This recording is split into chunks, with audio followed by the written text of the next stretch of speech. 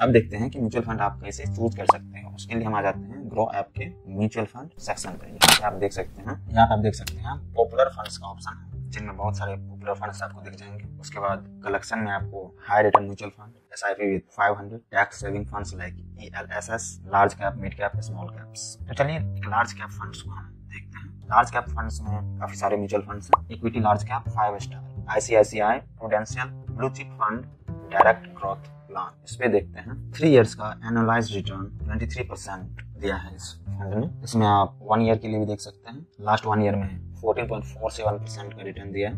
Last 6 month में 11.85% का return दिया है। लास्ट 1 मंथ में कुछ नहीं दिया है।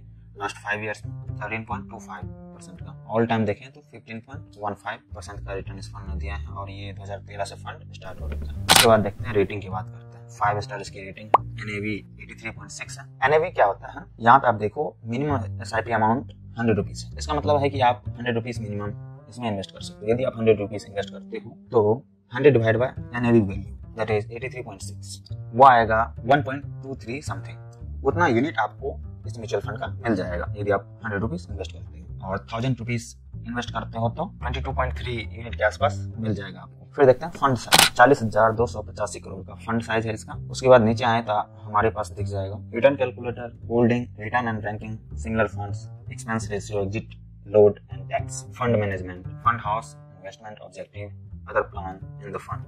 तो एक एक करके इनको समझते हैं। रिटर्न कैलकुलेटर, आपके पास में 2 ऑप्शन रहता है। लमसम अमाउंट आप इन्वेस्ट कर सकते हो 1 टाइम में, या आप SIP स्टार्ट कर सकते हो मंथली। मान लो कि आप 1000 रुपए पर मंथ की SIP आप यदि किए होते तो 1 साल में आपने इन्वेस्ट किए होते 12,000 और वो आपका हो गया होता 13,107 रुपए। आपको 9.22% का रिटर्न मिला होता है SIP।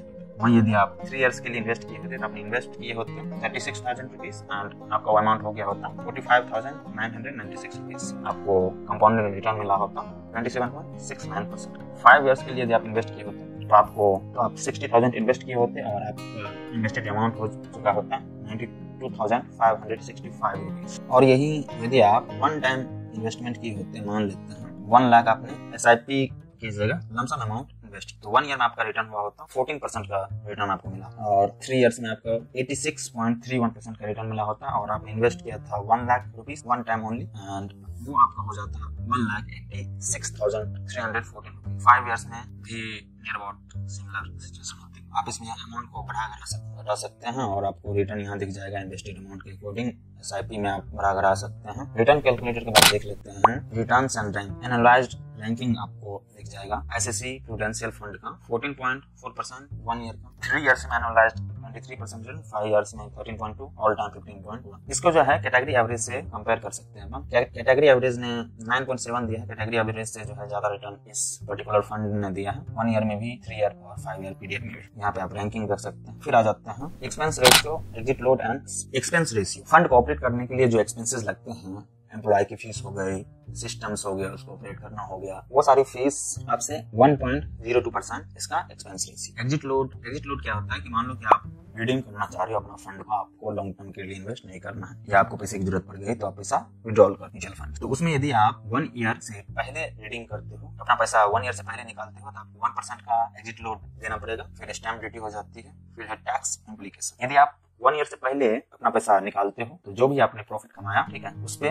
15% का टैक्स देना होगा। और वहीं पे अगर आपने 1 ईयर के बाद पैसा निकाला है, वहीं आपने यदि 1 ईयर के बाद इस फंड से पैसा निकाला है तो आपको long term capital gain tax LTCG 10% का देना पड़ेगा। 1 लाख से ऊपर के रिटर्न, 1 लाख से ऊपर आपने जो भी रिटर्न कमाया है उस पे आपको LTCG 10% का देना होगा। उसके बाद फंड मैनेजमेंट आप देख सकते हो कि कौन कौन मैनेज कर रहे हैं फंड्स को। फंड हाउस और objective, total asset under management ICC prudential mutual fund के अंदर 4,70,644 करोड़ है। फंड साइज के अकॉर्डिंग इंडिया में 3rd नंबर का म्यूचुअल फंड। इसलिए इस म्यूचुअल फंड के ICC प्रूडेंशियल म्यूचुअल फंड के अदर प्लान्स भी आप देख सकते हो। यदि आपको और ज्यादा डिटेल में एनालिसिस करना है म्यूचुअल फंड्स का या स्टॉक्स का, ETF का, किसी भी चीज का, तो आप यूज कर सकते हो टिकट टैब।